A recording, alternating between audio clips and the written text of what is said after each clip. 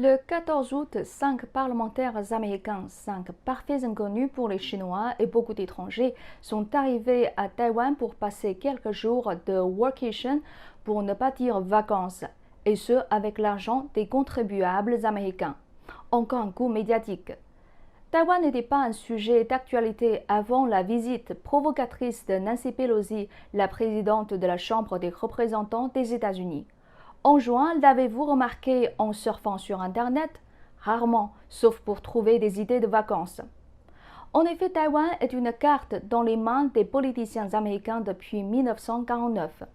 Quant à la décision du moment et de la façon de jouer cette carte, ils la prennent selon leur calendrier politique, leurs intérêts personnels et familiaux. Comme Taïwan a fait le buzz ces derniers jours, il n'est pas étonnant de voir des politiciens de tous bords exploiter cette actualité.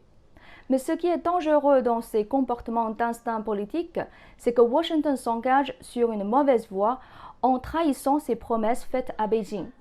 L'ancien secrétaire d'État américain Henry Kissinger a mis en garde contre cette tendance dangereuse alors qu'il était témoin de l'établissement des relations diplomatiques sino-américaines.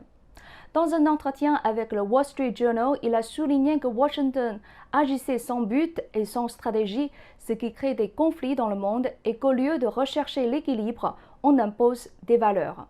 Pour les politiciens américains, Taïwan est un buzz sur lequel surfer, mais pour les Chinois, c'est un sujet lié à la souveraineté nationale, un sujet dont on ne discute jamais avec les étrangers.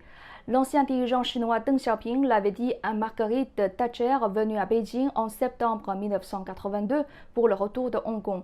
Et je le cite, « En ce qui concerne la souveraineté, il n'y a là pour la Chine rien sur quoi elle puisse transiger. Cette question ne saurait même être discutée. » Fin de citation.